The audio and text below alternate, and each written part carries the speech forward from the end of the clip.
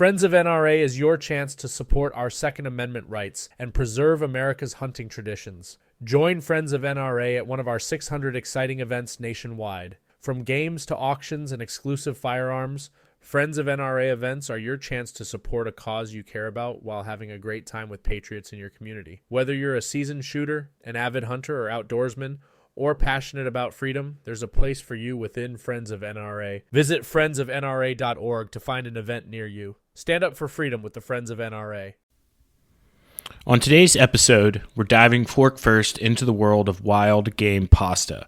From ancient history of noodles to perfectly pairing pasta shapes with wild game, we're here to help you elevate your dishes and unleash unique flavors. Whether you're crafting a venison ragu, searing duck breast for rigatoni, or folding wild greens into creamy mac and cheese, this conversation will inspire your next adventure in the kitchen. Let's get cooking.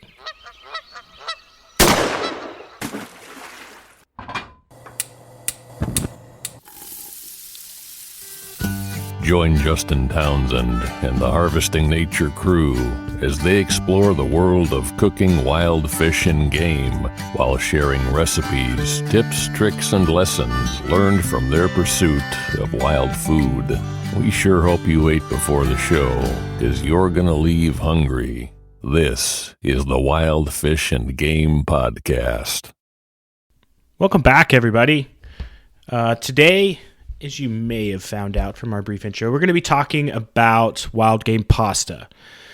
And I think for this, we realize there's a lot of types of pastas. There's a lot of types of noodles.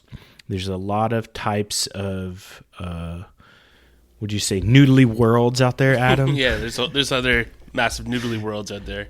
We could even the debate of where the origins of noodles come from. We'll see. We'll see where that is. But we're just going to stick to sort of like the Italian version of that now for the conversation of this. But our whole focus here, incorporating wild game into pasta dishes. Wild game, wild fish, wild edibles as well. So quickly, we'll just go through kind of our current events. So I'm planning up for next week. I have a Sitka deer hunt in Eastern Shore, Maryland. I'll be joining Colin and my buddy Jax coming up for that. Pretty excited for that. We're going to be hunting on a cool spot down there. We're really excited about it. It'll be super cold, which I'm not looking forward to. And I've never hunted this type of deer before, so that can be quite the adventure. They are known to like hang out in kind of like marshy type areas, so that'll be also very intriguing as well to kind of be in a different environment for deer hunting than what I'm akin to, either kind of forest fields type scenario for whitetails, or even looking at like in the mountains for mule deer and things like that. So pretty pumped about it. Also, we'll mention I think we're about halfway sold out of our wild pig camp with Hank Shaw that's going to take place in April. So if you're interested in that, we'll drop a link in the show notes for that. You should definitely check it out. That's going to include the full pig hunting experience we've got, plus Hank Shaw is going to be there teaching and cooking and all those things like that. So a great moment to come and hang out and interact with him, in addition to learning how to hunt, shoot, butcher, process, and cook wild pigs all in one really fun-filled weekend. And then I'll kick it over to Adam. I'm just recovering from the holidays a little bit. I kind of missed my last opportunity for a deer hunt, so I didn't get a deer this year, but I was lucky enough to get given a bunch of shanks and necks and livers and hearts and whatever else that I usually end up collecting every year from the people who don't want it. So I should be careful telling everyone on this podcast to eat that stuff, because I might end up with not getting any anymore if I tell everyone about that. Nobody's going to give you. Yeah. They're going to be like, you know what, Adam? This year I'm just going to keep it myself. Yeah. So maybe I should be careful.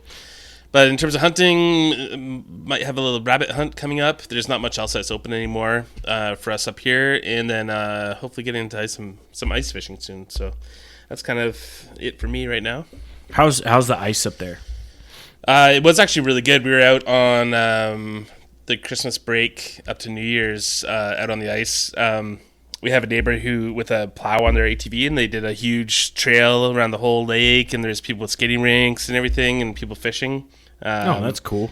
and then the temperature went up and it really warm and it rained and snowed and everything, so it's probably all ruined now. So we'll have to wait for everything to cool down again. Hopefully we can get the ice back up to snuff, but we'll see. Yeah, there's supposed to be some big like Arctic front coming down. We're projected our first real snow of the mid-Atlantic here coming up, I think, on Monday.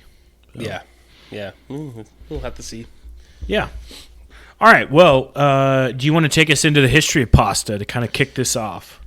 Sure. I said we said we'd be dealing mostly with Italian pasta, but I'm going to start a little before that because noodles in different forms have been in existence for over 4,000 years. That was mainly in China to begin with, ancient Greece, into the Middle East. But Italian pasta, as we know it, seems to have been made and eaten as early as around 400 BCE. That was largely by the Etruscans, because Italy was a different kind of city-states at the time. We know this in part due to paintings on a tomb that depict Etruscans making pasta. So that's how we know that they were doing it at that point. They could have been doing it even earlier. Many theories exist explaining how pasta made it to Italy, including the famous tale of Marco Polo bringing the art of noodle making back with him from China on the Silk Road. Some believe that this story was created by a Canadian spaghetti company in the 1930s as an advertisement, though. And usually these origin stories are nice and tidy, are just simply made up. So you always got to be careful. You just changed my life forever. Yeah, I was just talking to my daughter the other day about this. I was like, this whole conversation about whether Marco Polo really brought pasta to the New World. And she's like, or not to the New World, to, I guess, would be to Europe at the time. And we had a little bit of conversation about it. But, yeah. It doesn't surprise me that it is, in fact, made up. Yeah, it usually is. Maybe he had something to do with it, maybe not. But apparently this Canadian spaghetti company really pushed that idea, which is interesting. Other historians think that pasta came in north into Sicily with the Moors from Africa. Or others believe that noodles arrived kind of naturally as a result of increased trading around the Mediterranean. So there's a lot of shipping going on and trading, and noodles would have just kind of ended up in Italy at some point or another through that, which is probably the real reason it probably trickled in over hundreds of years. By 1200 AD, modern pasta shapes could be found across Italy, such as macaroni, ravioli, gnocchi, vermicelli, and lasagna. So people were already eating these shapes hundreds and hundreds of years ago. Up until that point, pasta had mostly been made fresh, but around this time, people began to dry it in order to ship it further and to store it for themselves. Especially in the South, dried pasta became very popular, and it would go out on boats and be shipped around the world, or the known world at the time. And because of this, pasta was present on many exploratory journeys by Europeans. So if you picture the early explorers and their ships and everything, they're probably eating pasta. Yeah. So pasta and lemons to beat off scurvy, hopefully. But no tomatoes yet, right? No tomatoes, because tomatoes are a New World item, and they didn't make it across until after Christopher Columbus's voyage in, was it 1492? 1492. And they weren't really eaten until like the 1700s. So people didn't trust tomatoes. They thought they were a deadly nightshade plant and thought they would die. Someone actually had to sit down and eat a whole box of them before people believed and not die. So up until that point, they believed pasta was eaten more like cooked but dry and by hand. But when tomatoes were combined within the 1700s, and they had the tomato sauce that we've all come to know and love, a fork was needed to consume it with sauce, and a fork was used to eat pasta ever since. So wait, hold on. Yep. Let's roll back. So before, we'll say 1700s, it was eaten dry. So just like crunchy pasta bits. I think cooked, but not sauced. Oh, not sauced, Yeah, dry and like yeah. that. And then people just eat it with their hands. That I makes think so, sense. Yeah. I've been known to do that when I've come home at 2 a.m. myself. That's fair. I mean, Yeah. you always taste the noodles anyway. I think exactly. I ate some of my kids' pasta last night. Maybe with my hands, maybe not. I won't admit. I was going to say, so I'm just trying to picture it all together. So I'm trying to wrap my head around, because like I've been to Italy and I've eaten a bunch of varieties of pasta, and I'm trying to think, like, you go there and you don't see like a tomato sauce as prevalent as a lot of other sauces in Italy. Like you think about like the cacio e pepe, which we're going to talk about a little bit more, is like what they call like Roman pasta with just cheese and pepper and all that. No tomatoes. So I wonder that sauce's origin. I bet, those sauces existed probably well before the tomato sauce. Like these kind of oily sauces, garlic, oil, pepper, that kind of thing. I know carbonara is a relatively new one. And apparently another little interesting factoid is that when pasta made its way into the United States, first with exploratory journeys, and then Jefferson brought over a macaroni machine, apparently. It was often eaten in cream sauces, cream and cheese, which is still very American nowadays with the fettuccine alfredo and stuff like that. You don't see those creamy sauces as much in Italy. So it's interesting. Pasta making was also mechanized at some point, and by the 1900s, pasta was being shipped and eaten around the world en masse, to the point where the Italians were eating so much pasta that they can't grow enough wheat to make it, and so they use often Canadian wheat to get shipped out to Italy to make their pasta with, and then we get in Canada here we get the pasta shipped back to us. The word pasta itself comes from the Italian for paste, which points to the dough that is used to make it. So pasta is paste. The word noodle, I would assume, is Germanic, coming from like noodle or something like that. Yeah, so that's a little brief history of pasta. Here's one. So pasta alla Grecia, which is a Roman with guanciale, which is the pork. Guanciale. Yeah, guanciale. Yeah, the cheek. Sorry. Yeah. The cheek. And pecorino romano cheese and black pepper. So they say that's probably hypothesized to be one of the oldest dishes. But that makes sense, right? Not a saucy dish. You've got cured meat with cheese and a seasoning. Yeah, and hard cheese pasta. too. Hard cheese, yeah. So probably grated or shaved. Yeah. Probably shaved.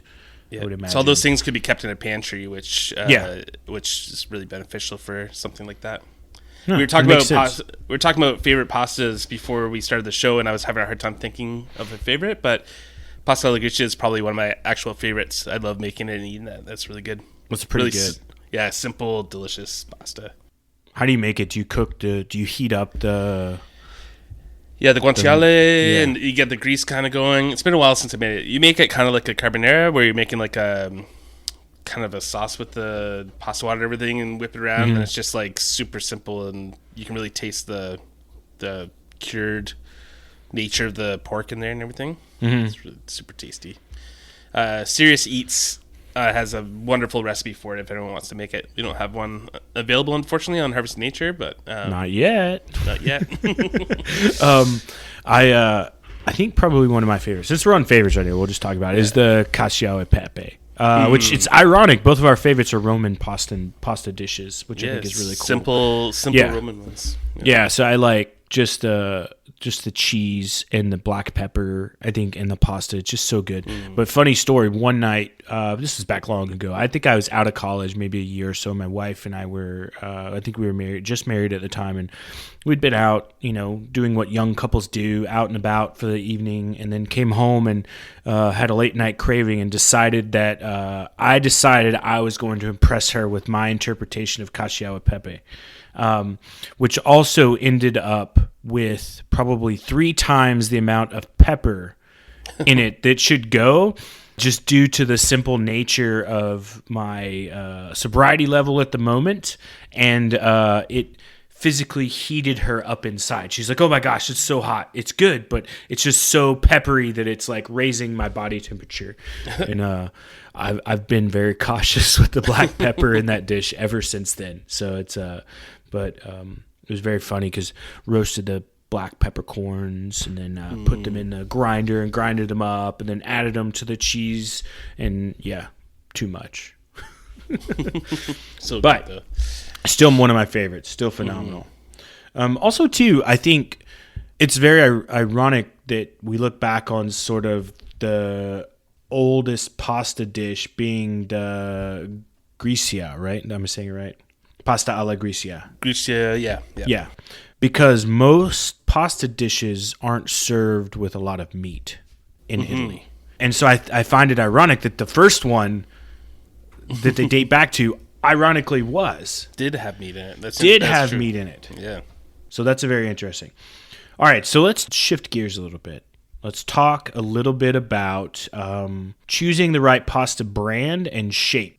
Adam mentioned sort of this evolution of fresh pasta, and obviously, like, fresh pasta is great. I think that also dried pasta is good too. I just went down the rabbit hole on Chef's Table on Netflix with all the pasta episodes they had. Not just pasta, noodle episodes. And it's funny because the first one opens up and it's this guy who makes like, he American guy traveled to Italy, learned how to make like pasta the traditional way by like rolling it out with these big giant rolling pins. And then the next episode goes to Italy, where this chef is known to only use dried pasta in his like very well established high-end restaurant. And he also uses he shoots for no more than 3 to 4 ingredients in his pasta dishes because he thinks that combination level is good. You don't need to like complicate it, which I think is great. But the contrast between someone who uses fresh and someone who uses dried, and then you would think it would be the reverse if you've got this American pasta maker and this Italian chef making dried pasta or using dried pasta. Yeah, and that's something it took me a while to learn because I had a little phase where I thought, only the freshest pasta is good for me as making and stuff. But good quality dried pasta can be equally as good or better sometimes, and sometimes depending on what you need, you're going to use it for. Depends on which one to use. Sometimes fresh pastas work better with certain sauces or dried pastas. So it's not an automatic choice that fresh is always better, which is interesting. Yeah, but it can be. And I think too, it comes down to availability point. And if you look, like you mentioned, how traditionally pasta was consumed, you definitely would have had people that would have made it fresh. You would have had people who made it and stored it for the time that they needed it and used it. So, and when it comes down to it, I don't think there is a right or wrong way. Like, I think it's open to whatever you can do as a person. Yeah, exactly. But when we talk about what type you want to be looking for, we'll talk dried pasta. So slow dried, bronze cut, or made by hand is what you're looking for, sort of like overall. And you're looking for pasta that's pale rather than yellow. The more yellow it is, the not great it is. And you'll see its appearance. It'll have like a gritty texture. That's good. That means there's flour still clinging to the surface of the pasta, which is what you want. And then we could talk about sort of types of flours, right? As far as the different flours, right? Semolina is traditionally the flour used. Yeah. But now you have, holy smokes, you have everything. Because we do a lot of gluten-free stuff in our house. So we get a lot of like chickpea and lentil and all these crazy ones. And I find myself, I made this, not giant arc. I always kind of like traditional pastas with traditional semolina flour, but I've gone back to it and I've just tried to search out like really good brands, which some of these brands I see I'm not familiar with, which is interesting. And that's probably the contrast of being in the Canada versus being in the States, maybe. Yeah, it could be. What brands you got there? So I've these are Italian brands that are shipped in usually. Maybe there's 2 that are made here, but Faella, Molisana, DeSico, and Garofalo. Those are brands of, if you see those around, they're going to be good. If you can make it to a Little Italy, just Italy or Whole Foods or, those upscale kind of Italian places. If you're like in New York and you go to the Little Italy, like there's places you can buy some really good pasta. If you're going to be making really special pasta, I recommend it. If you're just going to be making your weekly pasta, maybe something like, I think DeSico is pretty affordable. Something that just go to the grocery store and look for the palest, grittiest, whitest kind of pasta there and avoid all the bright yellow ones. Oh yeah, we definitely, DeSico's pretty common here too. Yeah, it's going to be your like top of the lower grade kind of pastas, but like great for weekly kind of things. I would say too, I've noticed, and I've been paying more attention to it, that I think pastas are sort of like liquors. down on the bottom shelf of the grocery store, you've got your like lower grade pastas, super yellow, like whatever standard package you find. And then you kind of move up and you've got your mid grade. And then up on the top shelf are all like the nice pretty bags of like the really beautiful pastas that are like rolled and twisted and folded, and they look really delicious and yummy. Those are the ones you want. Yeah. And the nice thing about pasta is you can often find them for like, you're not going to get a pack for 79 cents like yellow ones, but it's not going to put you over $5. So you can splurge a little bit without actually emptying your wallet, which is nice. I would say too, check the weight, because I know even some brands will sell like a full pound, and some brands will sell like 12 ounces. Yeah. So like check the weight when you're doing your comparison on what you want, because that's going to be important as well. So then let's get into sort of like some types of pasta here. So you've got your long and skinny pastas, right? Your spaghetti, your vermicelli, your angel hair. Those are going to be your more rounded, or I've even seen some like kind of square, just based on like rolling and cutting. I think the more handmade they are, the more you see them less round and more like square. In their shape, but they'll be long and thin. These are great for light sauces, like a slick of garlicky oil, or a thin tomato sauce, or a butter sauce. Like those are really great because they hold the sauce in.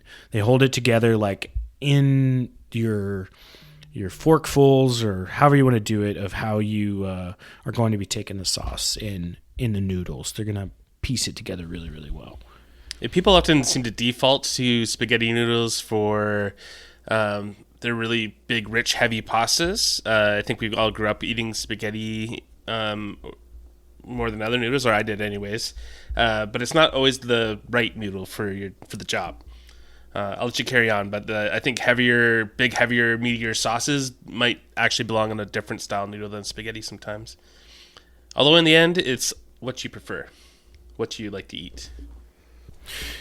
Yeah, and I think you made a great point there. And even too, like I've just like gone to the grocery store and just like whatever pasta I can find that sort of like interests me at the time, and maybe whatever sauce just ends up with it, I end up making. I don't really, hey, this dish needs to go with this pasta sauce or anything like that. But it's not going to ruin the dish, but it will make it better if you do go the right one though. Yeah, that's true. And I think a lot of these are rooted in sort of tradition as well. And like there's an evolutionary piece you may not think through to know that like, oh, if you're going to get like long flat pasta like linguine or fettuccine or tagliatelle, like you want this like rich, luxurious sauce with like heavy creams and ragus and bolognese, like those. I think you see those because you've got a heavier...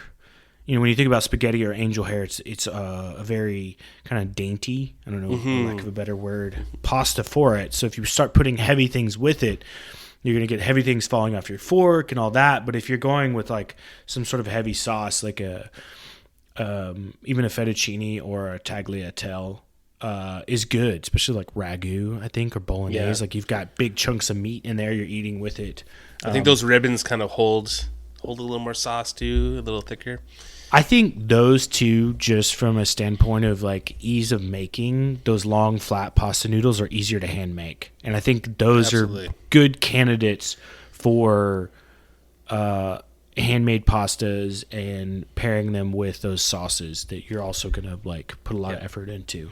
You don't even need a pasta maker for those ones. You can literally just roll out pasta as thin as possible, roll it up into like a cigar, slice it thinly, and then unroll your noodles. Then you have like a kind of tagliatelle, which I think means cut in Italian, though I could be mistaken. I'm sorry if I am. So it's just kind of like hand-cut noodles.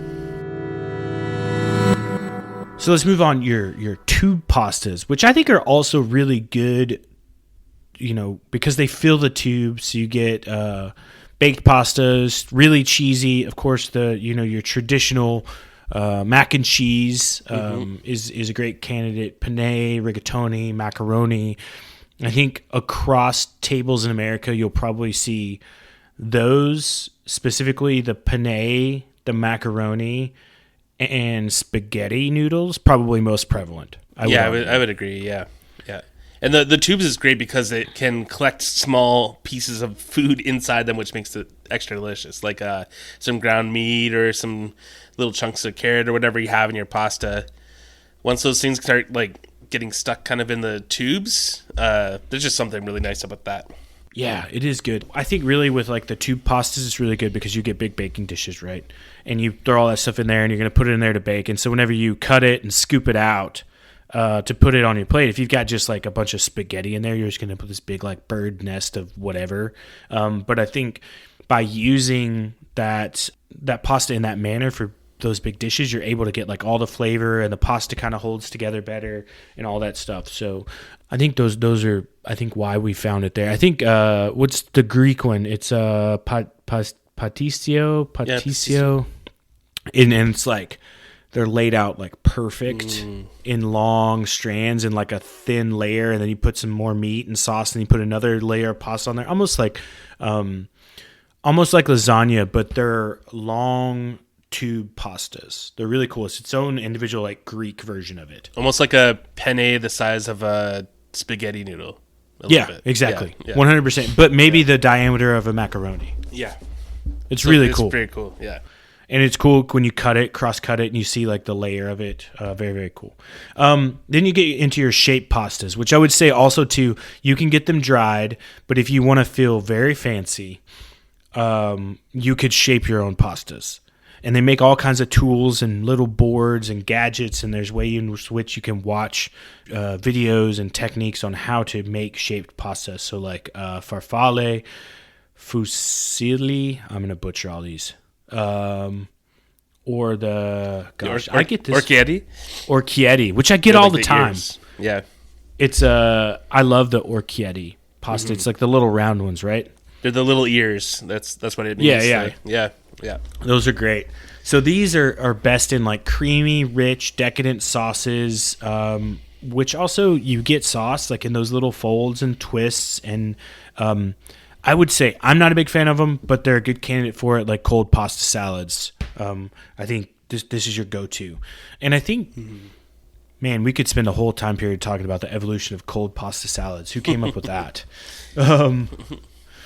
But and then you get into your larger sort of stuffed pastas, your ravioli, your agnolotti. Agnolotti? I've never been able to say agnolotti, that yeah. And the tortellini and those things like that. So those, I tell you, one of my favorite ravioli recipes ever is like a crab stuffed ravioli with like a cream sauce, and oh my gosh, it's just phenomenal. But those are good with light oily sauce like butter, garlic, pesto, and it doesn't compete with the fillings because you can fill it with whatever you want. I mean, if you go to the grocery store and you look at the cabinet and you're like, oh my gosh, look at all these filled pastas, which one am I going to get? It's usually a competition in your mind of like what ingredient you're thinking of at the time. But I think those are really phenomenal. And you know, what is it? I forget. There's a state in the U.S. that's got a fried ravioli where it's like battered and fried. I think that's a fun way. Like it's just a cheese ravioli, but it's battered with breadcrumbs and fried. Yeah. You just don't want to lose. Like you want to keep in mind what you have stuffed in the pasta, and then not get a sauce that's gonna cover the taste of that up. If you went through all the trouble of putting something beautiful in your pasta, you don't want like a super rich, flavorful sauce that it's going to cover it up altogether. I think those stuffed pastas are also another good candidate to make homemade. Yeah, because you roll out the flat sheet, you can cut your squares, you can put your dollop of something inside of it, and then you just put another square on top, put a little bit of water or egg wash, and then seal it, and that's it. Yeah, it's easier than you think. Yeah, and it could be anything from like a dollop of cheese to like ground meat to spinach to little bits of sauteed mushroom, like really whatever, or crab. Really whatever you want. And then you roll it out by hand. They've got these pasta rollers too that you can do, the sheet rollers. There's attachments to like the KitchenAid, all that stuff like that. And then we'll get into your tiny little pastas. So like your orzo, your alphabet pasta. So these I think find their place in soups, in risotto type dishes, And then they could also be served with like just some melted butter and sauce, especially if you've got kids. I think that's on a ton of restaurant menus. Mm-hmm. Although my son, he likes the brown foods, right? So any food that's not colored, he likes it. He's not a big fan of pasta, which is weird. It depends. Oh, it's different. Yep. But the other day we were reading the menu at the restaurant, because sometimes we don't order off the kids menu, sometimes we do, but we always check the kids menu out to see if they have anything. And we get down to one, and he's like, "What's this one?" I was like, "It's just pasta and butter." And he's like, "Ew." I was like, "Okay, man, there you go." Mm-hmm. Little 4-year-old foodie. That's funny. So, all right, you want to talk a little bit about techniques? Sure, yeah. So we just put together some techniques for making better pasta before we get into the wild element, if anything. So these are just kind of some tips from start to finish. Number one, salt the water before boiling. I'm sure you guys have heard that now. It's been harped on by chefs for a long time, but some say salty is a C, and you're like, well, how the hell salty is a C? Which C are we talking about? Pretty salty. Pretty salty. I've read from a few reliable sources about a tablespoon of salt per pound of pasta. Generally works, but I just kind of huck in a handful. And you too. Yeah, and just use lots of water. Lots of boiling water. Get it to like a roiling boil. Throw in the salt, and then the pasta. You can use the cooking times on the box as a loose guide, but tasting the pasta as it cooks will allow you to cook it to the point that you enjoy it best. We can throw it on the cabinet. Just whip it all over the walls and stuff. Yeah, no, throw it on just a stick. You just taste it. No, I'm with you. I've always been a taster. I remember when I was like probably your son's age, my dad would use me as the taster for pasta because I knew the best point that it was done in the family, even at that age. So if you like al dente, then eat it al dente. If you like it softer, don't worry about it. You can cook it softer. So al dente, as you probably also have heard in the past, means about like kind of to the tooth, which means with a little bite to it. That creates a more interesting flavor rather than like soggy noodles. But you know, I grew up with soggy noodles, and every once in a while I get a little nostalgic kick by overcooking them. It all depends on what you like. Don't rinse off your noodles. So basically what this list is everything that my parents and I did wrong when I was cooking pasta as a child. So don't rinse off your noodles after you drain the water. Actually, if you're draining the water, reserve some of that cooking water on the side and add it to your sauce later. It will make it dreamy. Trust us, just set that water aside. Don't rinse off your noodles. That gets rid of the starch, making them slippery, meaning they're not going to hold the sauce. You want that starch to stay on. And if you're like, well, I don't want them to get all stuck together, then you're cooking them too early. That's basically what's happening. You just got to cook your pasta last minute. Don't add olive oil to the water because it does the same thing. It makes them kind of slick, and then the sauce won't actually cling to it, which sucks. If you want a better pasta sauce combo, so we're not talking about just the noodles on a plate with the sauce on top, but all sauce together, pull that pasta out a little early and finish cooking it in the sauce for a much better pasta experience. So think always add the pasta to the sauce, not the sauce to the pasta. What you do, you have that reserved water, you take a little bit of the pasta out of the pot of boiling water, throw it into the sauce that you're cooking, add a little bit of that water, cook it down, and finish it all together, and it's just, like I said, it's dreamy. Remember that fresh pastas need much less cooking time than dried. They will generally float to the top in a matter of seconds or 1 or 2 minutes. Stuffed pastas should be also cooked till they float to the top. I always check inside at least one to make sure it's cooked through, just in case. And kind of like I mentioned earlier, get that pasta to the table quickly. Try not to let it sit around for too long before serving, unless it's like a pasta salad or something which you want it to sit around for a while. You don't want that pasta getting all sticky and dry and tacky while everyone's waiting. So make sure this is the last thing you do. You should be kind of tossing your salad and saucing your pasta around the same time, I would say.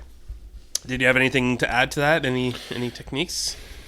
I don't know. You could certainly get fancy with the way you plate the pasta. So like a lot of folks will just take it and you get the old traditional pasta scoop It's got the little like forks on it that you kind of pick it up with. It's like a little bowl.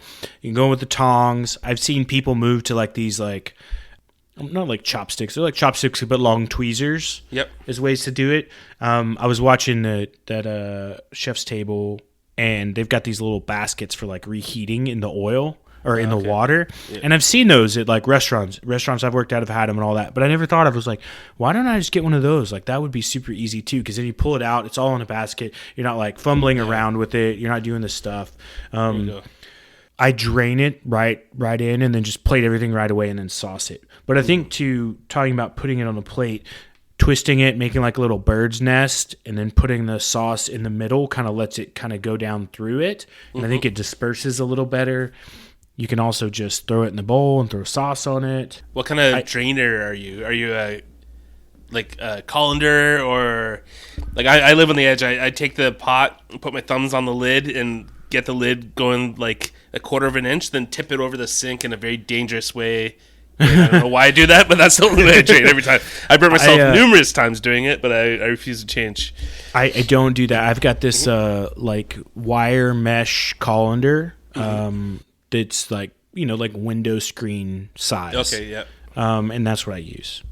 That's probably smart. Or if it's not a lot of pasta, I've got these kind of, those standard like cup mesh strainers. Yeah, like a sieve kind of thing. Yeah, the sieve. And so I'll throw that on there. I'll hold it with one hand and dump my pot with the other. If it's a smaller pot, like if I'm making just pasta for myself, I'm making pasta for the whole family, it's usually a big portion. Like we'll do like a whole pound of pasta, and then everybody just kind of eats whatever, and then we put the rest away. Like we just had pasta last night, so this is great.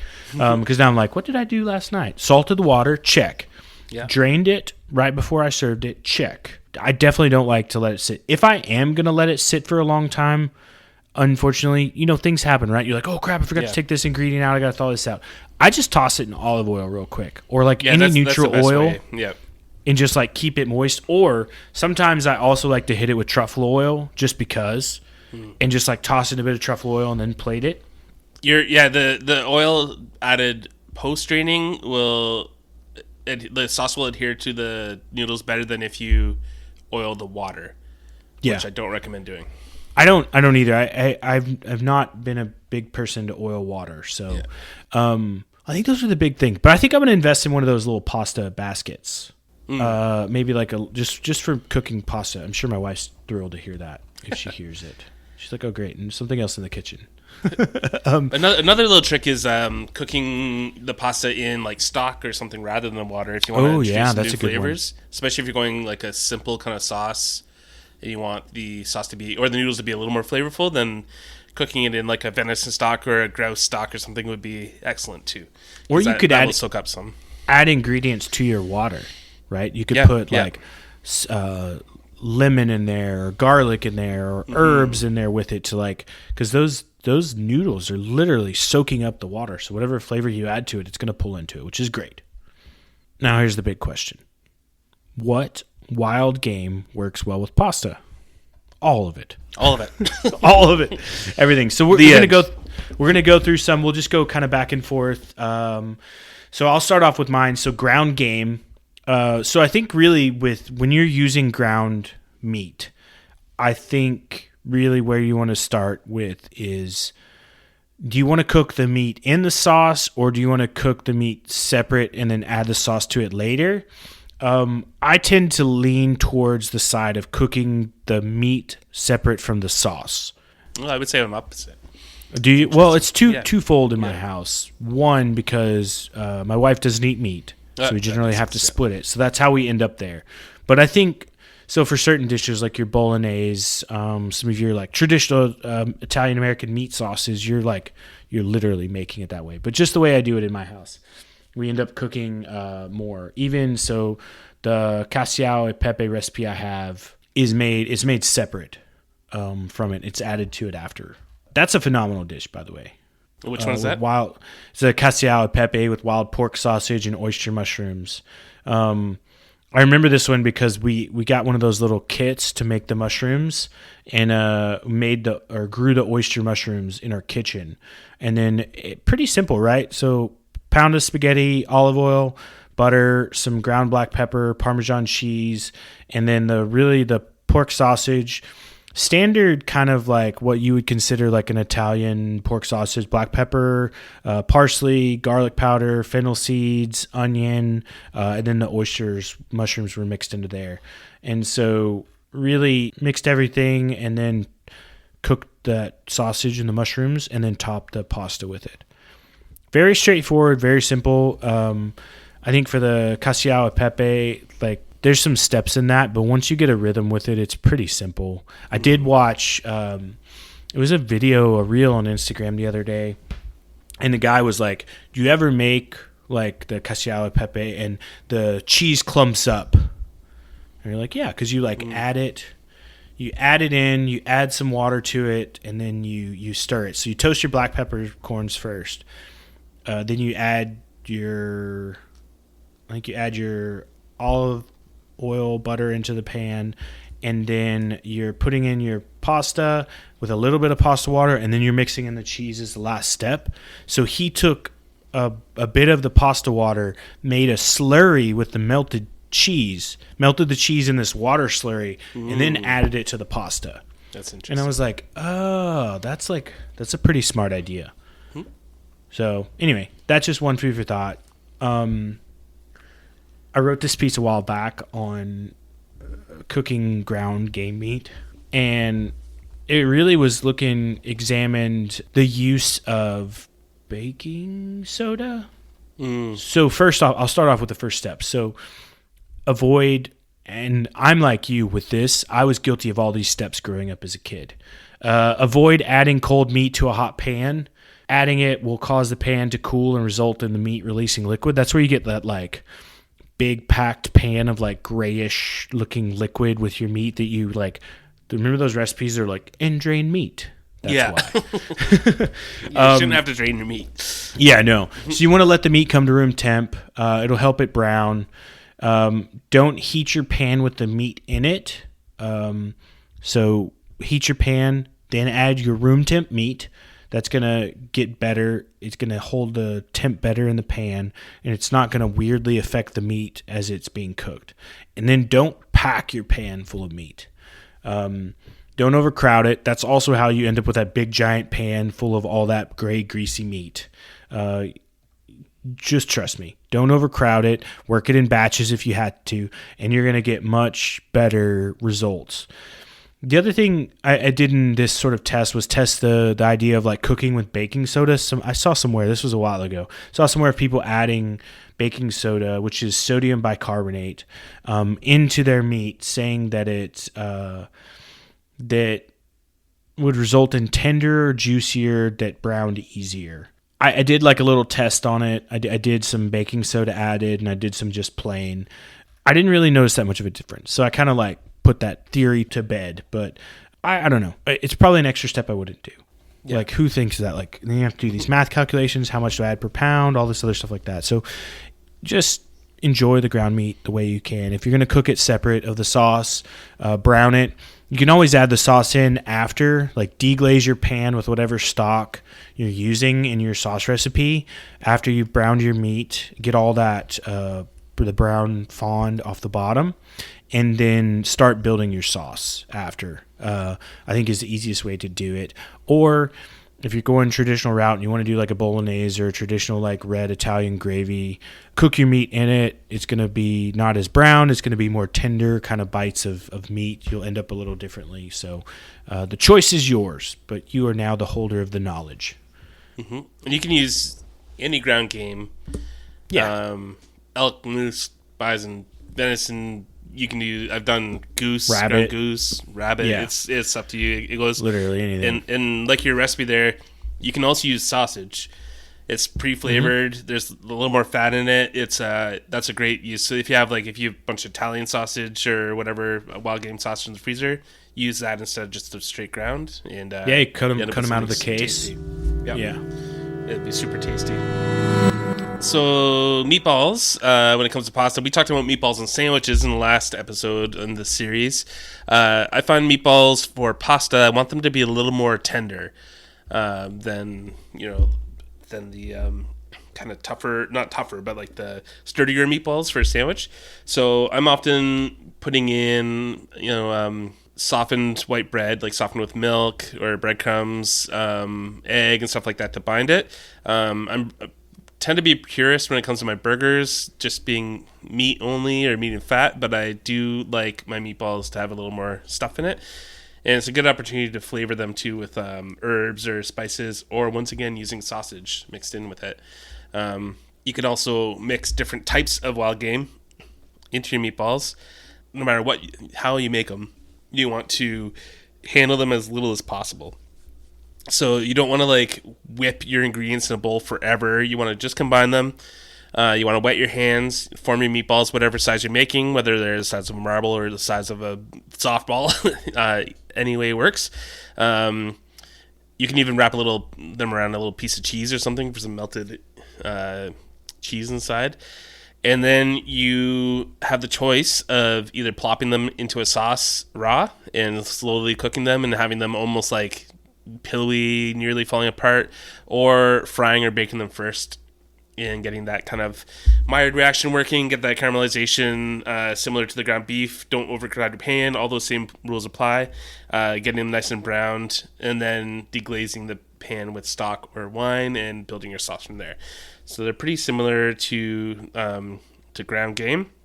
I do have a recipe or video recipe on my website for lake fish meatballs. So like we said, you can use anything for meatballs. I used, I think, like perch and pike and walleye, and made nice little meatballs for it and a rosé sauce, and that was just delicious. So yeah, you can get pretty creative with that. I think meatballs are fun, right? Like literally, you can put anything you want into a meatball, and it will, for the most part, come out well.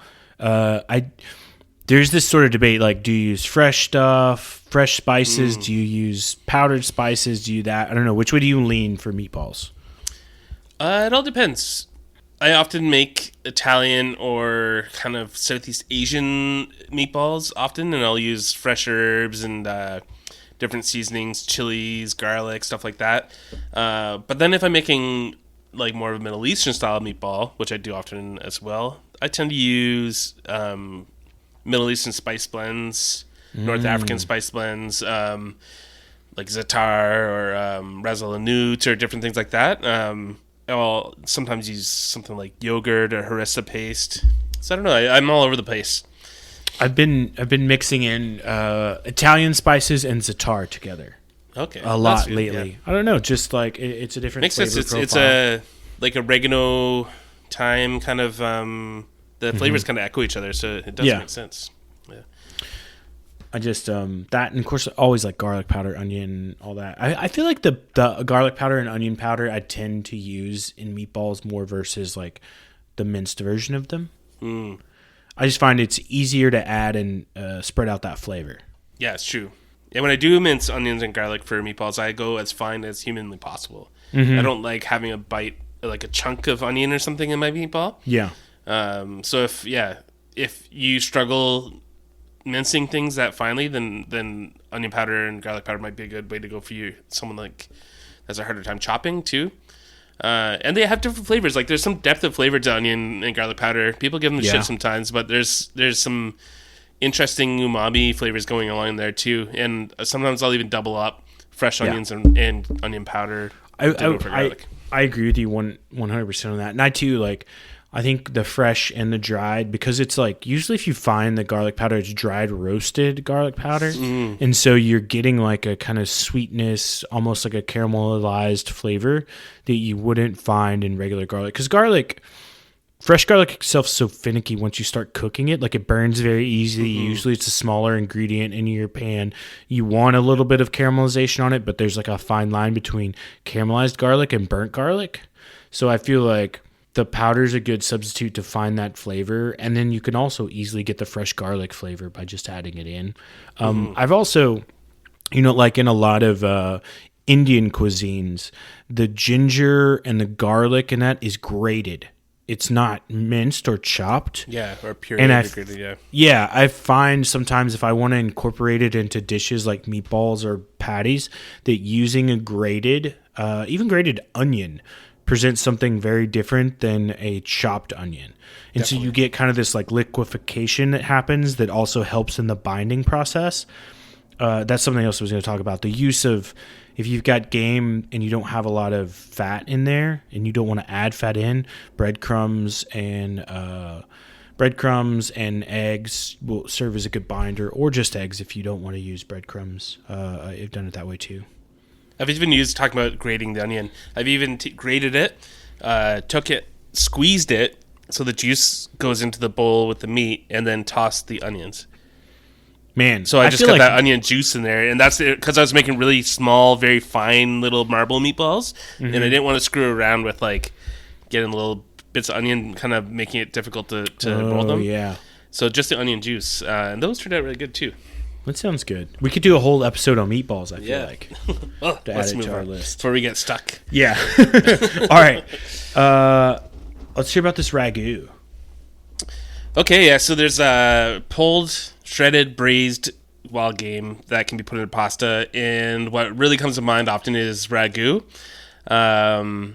Just that long cooked kind of tomato based sauce where you just have like your shoulder, your neck, or your shanks off of big game animals, just slowly cooking all day long. I really recommend getting a Dutch oven that can go into your oven and cooking your pasta slowly in the oven. There's much less chance of it burning on the bottom. Wait, pasta or pasta sauce? Sorry, pasta sauce. Cooking your sauce in the Dutch oven. There's much less chance of it burning like it can on the stovetop. And another thing that happens is if you leave it uncovered, the top of the sauce is getting kind of caramelized throughout the process and then getting stirred into it. And then like the sides of the Dutch oven will get all kind of crusty. You can stir that into it. All that stuff is extra flavor, very similar to a fond, like we were talking about, where you're scraping up and deglazing a pan. So you get a lot of extra cool flavors happening just passively by just leaving it in the oven, and a gentle, consistent heat that's not as likely to burn. So that's kind of, you want a nice heavy Dutch oven, and that's often how I'll do it, because these, like, if you're thinking of slow cooking, like an old buck's shanks, it's gonna be cooking for a long time before that gets tender and falling apart. Like, you're gonna be cooking for a long time, so you want to be sure that it's like in a vessel that can handle that for cooking all day long. The smell of that when it's finally ready is insane. So I have a recipe on my website, and maybe on Harvest Nature too. It's like a venison shank ragu. So you just take like some boneless shanks, season them, sear them in the Dutch oven, and then you're adding like some carrot, onion, celery, softening them up. Going to deglaze the pot with red wine and balsamic vinegar, which has a little sweetness. And you're going to add passata, and that tomato it's just like tomatoes pass through like a passata kind of machine. It's just like a tomato puree, basically. Some canned tomatoes. And this is something I've seen that I like doing now. Instead of getting the chopped canned tomatoes, I'll get whole canned tomatoes.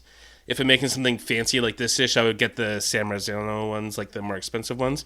And you just reach into the can, put your hand pretty deep inside the pot because they'll make a mess otherwise, and you just squeeze the tomato and let it all come through your fingers. And that's like the perfect raggedy texture that when it's done cooking, there's no like hard edges from those sliced tomatoes, like machine sliced tomatoes like that you usually get in the can. You get these like really natural kind of shreds. So there's a little trick if you want to try it out. It's pretty good. I like cooking like that. Oh, and there's another little trick I have in there too. The Parmesan rinds, Parmesan Pecorino. Like, I need rind off a hard cheese. Like, you've grated it down and you're not going to use that end bit. Throw that in a little bag in the freezer. And next time you make pasta, throw that rind whole into the pasta while it's cooking, and then remove it when it's done. And that's going to impart all sorts of that kind of beautiful umami Parmesan flavor throughout your whole sauce. Ooh. Without doing actually having to grate cheese into it. Yeah. And sometimes if you go to certain grocery stores, you'll find the little clamshells full of rinds for like $5. Buy that, throw it in your freezer. It's your new best friend for making pasta, or long cooked pastas, anyways. Ooh, sounds great. So eventually, take the shanks out of the pasta sauce. They've been cooking that pasta sauce for hours and hours and hours. You shred them with 2 forks, put it all back in.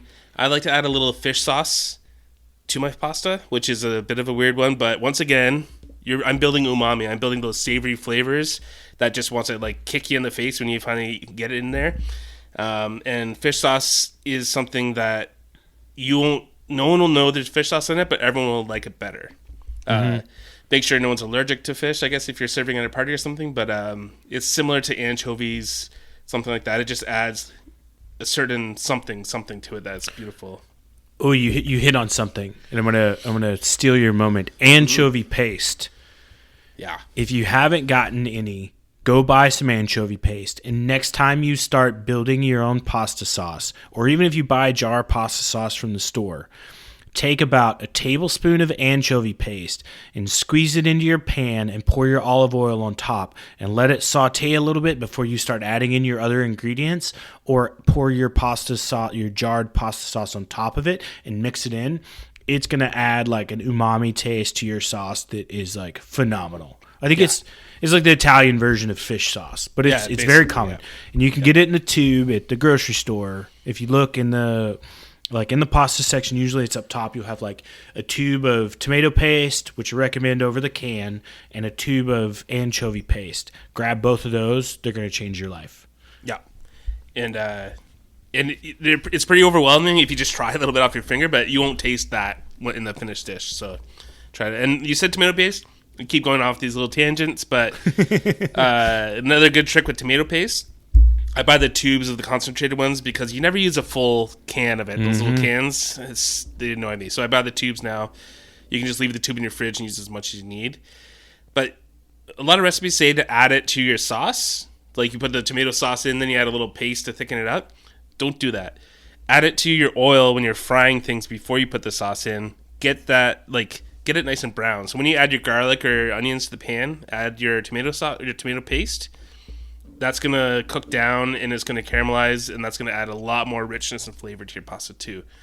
All these little layers of flavor are going to make a big difference in the end. Another recipe I have down here is my braised squirrel ravioli. So that's another thing, the pulled, shredded kind of wild game for pasta. You just cook down these squirrels, braise them to the point they're shredding apart, and remove all the bones. And then I made ravioli from scratch and stuffed the squirrel ravioli or squirrel meat back into the ravioli, and then served it with like a brown butter and sage sauce with toasted walnuts, because squirrel and nuts have to go together, right? Yeah. So that's incredible. So small game shreds beautifully well into pasta, whether it's stuffed or just tossed with noodles. You want to handle some steak or breast? Yeah, let's do it. So I'm gonna take you on an adventure here. I'll give you this recipe, the seared duck breast with pumpkin cream rigatoni. You can make it with gnocchi as well. It's probably my favorite way to make it instead of rigatoni. But it's just a phenomenal recipe. Like nobody loves just a plain, well-seasoned duck breast more than me, and I think that's phenomenal. And the seasonality of this dish is very well on par too, especially if you do like early season duck hunts or anything. Like this is a duck breast. You could do teal. You could do all these like beautiful early season ducks, and it would be phenomenal. Season it how you like it. Sear the duck breast until it's medium rare, and slice it. Make your pasta, and this sauce, literally so very simple. Butter, minced shallots, garlic, fresh thyme, pureed pumpkin, fresh is best, but you can use canned if you don't have anything else.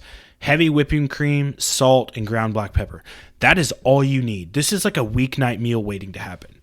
And then you top it with grated Parmesan or crispy chopped bacon or red pepper flakes, and it's phenomenal. Get those big pastas that hold the sauce well, because this is one you're going to just want to like dive into this sauce, is the best way I can describe it. It's so delicious.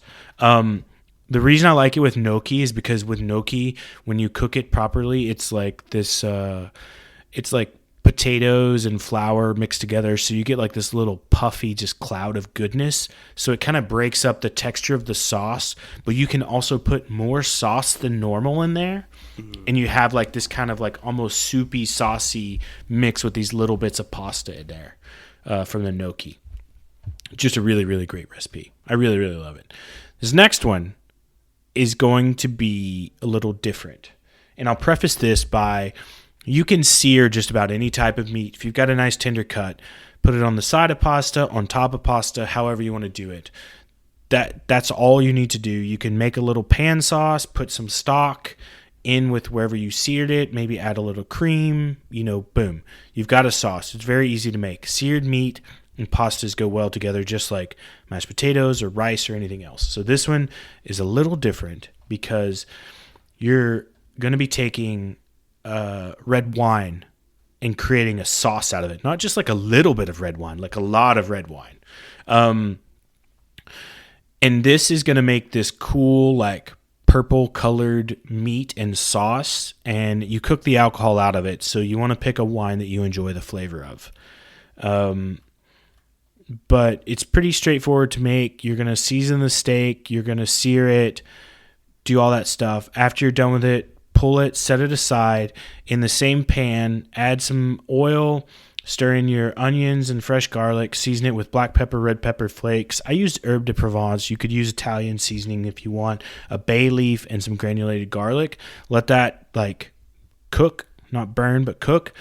And then once it's kind of all mixed well together, you're going to pour in red wine. I think I have 750 milliliters of wine. That's like a whole bottle, right? Yeah. Yeah. So you're pouring a whole bottle of wine in here. And then you're going to stir in some sugar, and you're going to allow it to simmer uncovered for 15 minutes. That's going to it's going to cook off the alcohol, and it's going to reduce the amount of water in there. So it's going to concentrate the flavor and thicken the sauce, which is what you want. Then you're going to take and you're going to put your meat that you seared back in there. So I recommend undercooking your meat a little bit to where you like it. Put it back in the wine, and then throw some pads of butter in there, and you're going to shake the pan gently back and forth. This is going to cream up the sauce and as the butter melts, and it's just really phenomenal. It takes a couple minutes, so don't go crazy shaking the pan and make a big mess in the kitchen. Take it easy. It's still delicate. And then you're going to take that and you're going to serve it over your pasta. Top it with some sort of herb. Basil or parsley works great. And, of course, a ton of grated Parmesan. Throw that bottle of sawdust Parmesan out. Yeah, enough Grate of that your stuff. Parmesan. Yeah. I think I have a piece of Parmesan in my fridge that we're still eating off of that my mom gave me 2 Christmases ago from Italy. And, it's still, Parmesan keeps so very well. Lasts forever. Yeah. It's an investment getting it, but it lasts a long time. You don't need as much, and you don't even know what you're eating with that. Is it even cheese, that other stuff? Yeah, I don't know. It's and there are cheaper varieties of these hard cheeses available too if it is a little too much for your budget. Some of the other types are a little cheaper. They're not quite Parmigiano Reggiano, but they'll do the trick, and they'll be a lot better than those tubs of sawdust cheese. Yeah. All right, let's see. I'll talk to you a little bit about cured stuff. So we mentioned it earlier. So we kind of talked about the guanciale. Guanciale, yeah. Yeah, that too. So that you can definitely make it with wild pig if you want. We don't have a recipe yet. No, but I think you're better off making guanciale, which is the cheek bacon, or jowl bacon out of a wild pig, than the belly bacon. For all the pigs that we've pulled up at the camp over the years, I think we've seen 1 or 2 that you can make good bacon out of. Mm-hmm. But almost all of them you can make that jowl bacon. Yeah. So I think that's a much better curing project for wild pig than, because everyone wants that bacon, but the bellies just aren't quite fat enough for it. So I think too a good substitute is to use ham, a cured ham, buckboard bacon. Also works really well. Even duck breast prosciutto or duck breast pancetta, stuff like that. Any kind of cured. I mean, you could do salami. You could do pepperonis. If you think about cured meats in general, you're going to get kind of the same basic principle. That following that sort of recipe we mentioned earlier. Warm it up in the pan with some other aromatics. Add some sort of oil to it and put it over your pasta and put some Parmesan on it, and that's a fine meal. Yeah. I made one once, really just stuff on hand too.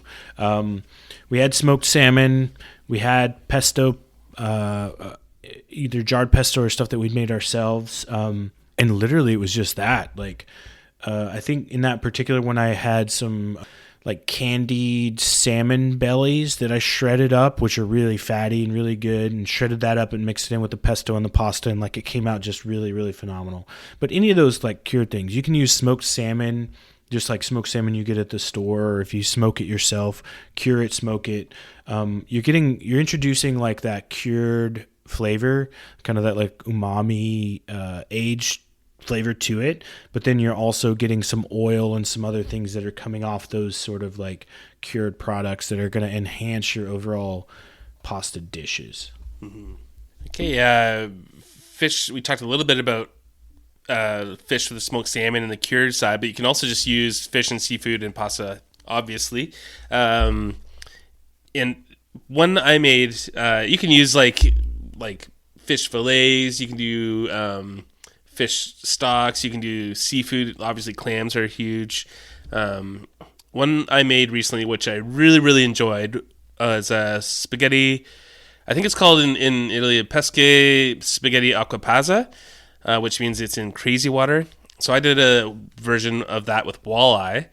And the crazy water, all that is basically pointing to the like fish cooked in salt water. So it's like an old Neapolitan recipe where fishermen would just use the seawater beside the boat to cook fish in that they just caught, along with some tomatoes, garlic, oil. It's just made for a kind of simple shore lunch. So obviously, well, not obviously, but for me, I'm very far away from any ocean, so I use just salted water instead of seawater. It creates this like bright, salty dish that's way more than some of its parts. It's so delicious. You basically add some spaghetti, cook it al dente. You're going to heat some olive oil in a skillet, add garlic, shallot, some chilies or chili paste, cook for about 5 minutes gently, add chopped tomatoes, add some white wine, transfer the pasta to the skillet, as well as some of the salted cooking water, which I salted extra for this. Add, I think, some just chunks of walleye, and kind of stir it gently so they don't all fall apart. Take it off the heat, and then I tossed all the pasta together, and then seared some walleye fillets to put on top. So there's walleye inside the pasta, and then walleye on top.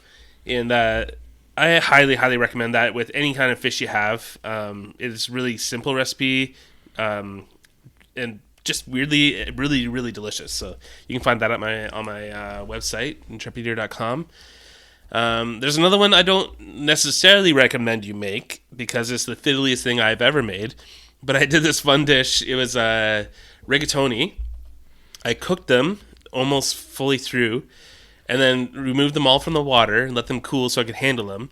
And then I cut little pieces of lake trout, and I stuffed them into the half soft noodles. So each noodle had like fully encapsulated a piece of lake trout. Boiled them to finish the noodles off, which cooked the lake trout all the way through, and then tossed them in a pesto sauce. So every single bite, every piece of rigatoni you had fish in it. It turned out really delicious. It was a really cool dish. It took me forever to make, and it was ridiculous. So damn, bro, you trying for a Michelin star? Yeah. So if you're up for like a fun, ridiculous dish, I would try it, but you're gonna have to set aside some time for yourself. But I was really happy with how it turned out, though. It was fun. It looks amazing. Like, yeah. I'm thinking about it. I'm like, I want to do that now. What can I stuff in some rigatoni? I'll talk since we're kind of on the thoughts of like stuffing and adding and incorporating in. So spiny lobster mac and cheese. So down in the Florida Keys, we go spiny lobster fishing during the season, and I tend to prefer the cold water lobsters over the warm water lobsters. I think they're more tender, they're more buttery. I think the warm water lobsters, like the spiny, have a little less flavor. You have to doctor them up a little more, and they're a little more tough. Don't know why, just my personal opinion. Very common dish. Spiny lobster mac and cheese, I think is really good. I mean, it's pretty simple, right? So you've got different ways in which to prepare mac and cheese kind of throughout, ranging from like your Kraft box of mac and cheese to like Southern style baked macaroni. This leans more on the side of like that Southern style baked macaroni. So you're going to cook your pasta. You're going to incorporate your lobster with it. You're going to add in all these different ingredients. So your salt, pepper, garlic powder, red chili flakes, butter, all that. Make your sauce. You can make like a bechamel sauce or like basically a cheese type sauce. Melt your shredded cheese in there. Shred your own cheese. Throw that bag out. You don't want that for making sauces because there's a thickener added or a anti-caking agent added to pre-shredded cheese that doesn't do well whenever you're making sauces. It like creates a weird balance in there. Just don't do that. Shred your own cheese. It's not that hard. If you don't have a cheese grater, go buy one. And then make this, pour it in there with your lobster, throw it in the oven, top it with some more baked cheese, crisp that up. Boom. Like, it's that simple. That's a super easy one. Great for kids too. You know, I have like my very first season lobster fishing down there in the Florida Keys was in like 2018. My daughter was, I think, 3 or 4. And we made this dish. We had it the night. There were some leftovers and we were so proud. We sent it to her for lunch the next day at school and she threw it away. Oh, no.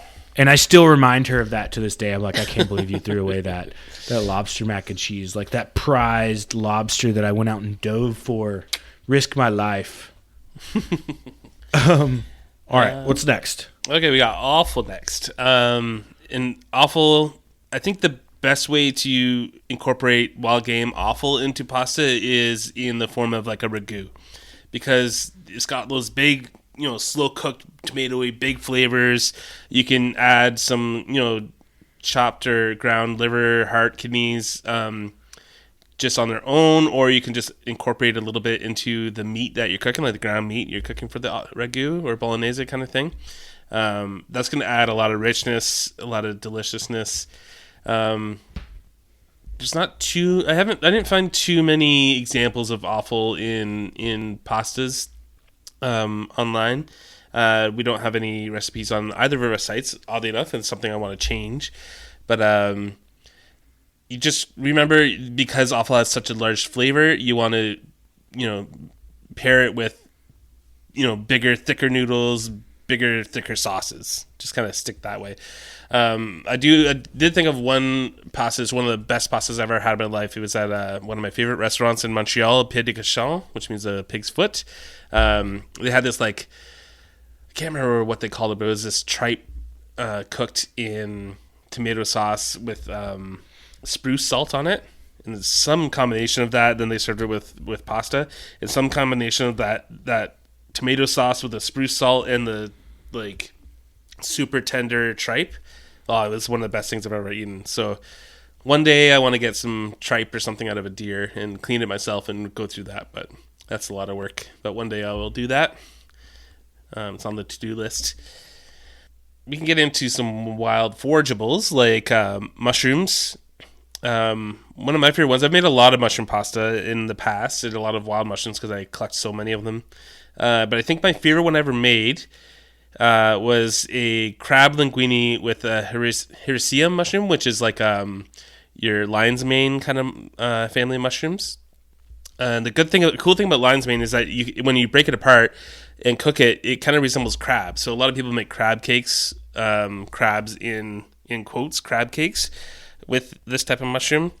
But what I did was briefly boiled it, pulled it apart into crab-like flakes or shreds, and just cooked a really simple spaghetti with parsley, chilies, breadcrumbs, garlic, and it was honestly one of the best pastas I've ever had. It was just so good. It was that mushroom, the subtle mushroom kind of permeated through. Everything was just like kind of crunchy. There's like nice and bright pops of flavor from the chilies and garlic and parsley.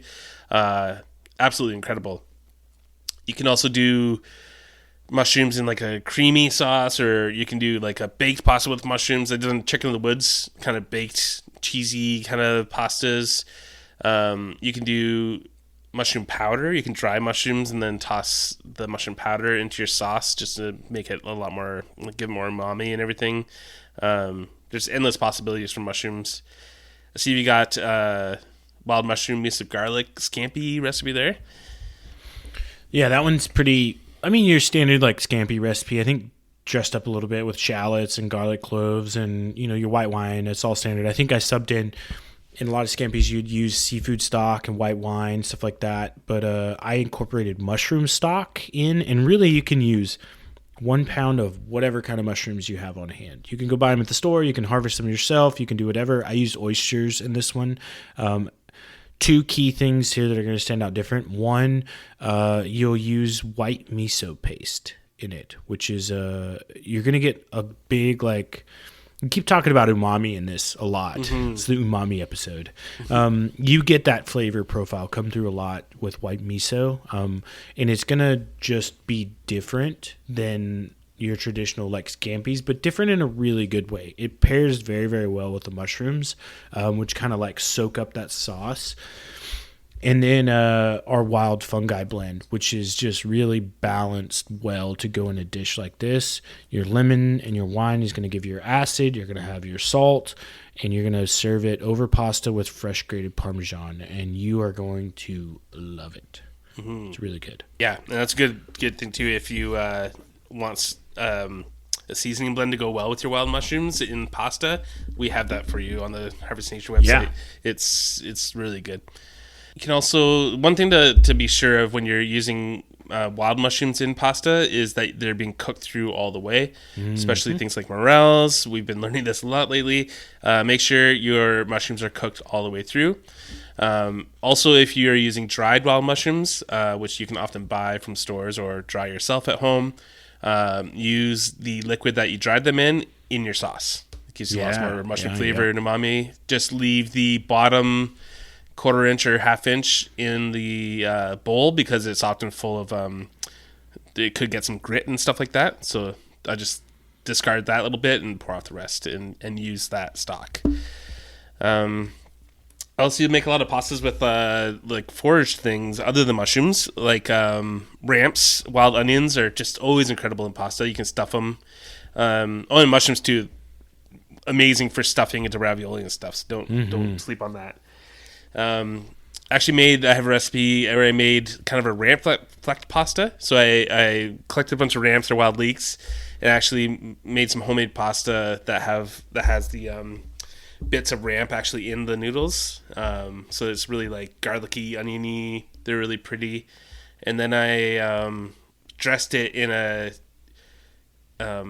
chili crisps, the Chinese chili crisp. I cooked it down in some butter and then added some sweet elements and then tossed and some extra ramps as well and tossed everything together. So it's just like the noodles were actually the main point of the dish. Kind of like a cacio e pepe. There's very little going on in terms of sauce, but the noodles with the ramps in them was really where it's at. And it was delicious. And then another mac and cheese. Can't ever get enough mac and cheese. I found mac and cheese is a great depository for any kind of wild game. I made it recently at the last pig camp, like a barbecue shredded wild pork mac and cheese. I made it with the foraged stuff. I made it with wild greens. So whatever wild greens you're getting, garlic mustard, dandelions, lamb's quarters, any of that stuff, you can just cook it, a whole bunch of it into mac and cheese, which is a good way to make picky eaters, including spouses or children, to get more greens in their diet, because most people will dig into a bowl of mac and cheese no matter what. And those greens don't get quite hidden in there, but they're tamed down quite a ways by that kind of rich, cheesy creaminess. But you can do some interesting fruit pastas. You can use nuts that you've collected, like toasted nuts, as incorporated in the sauce or in the pasta itself. There's lots of opportunities for foraged goods to be incorporated in pasta. And I think that's all our wild elements that we're gonna bring up. Yeah, I think we've walked through the entire thing. Yeah. This episode's a little longer than normal, and that's okay. So we'll keep our sort of last comments to ourselves. Yeah, I think you've heard enough of us. So thanks everybody for listening. We'll include the links to all these recipes in our show notes. Head over to social media. Make sure you're following The Intrepid Eater and Harvesting Nature, and then whatever podcast platform you're listening to, punch that 5-star button. Leave us a review. Tell us we're doing right, or tell us to shut up. Thanks everybody. Good night.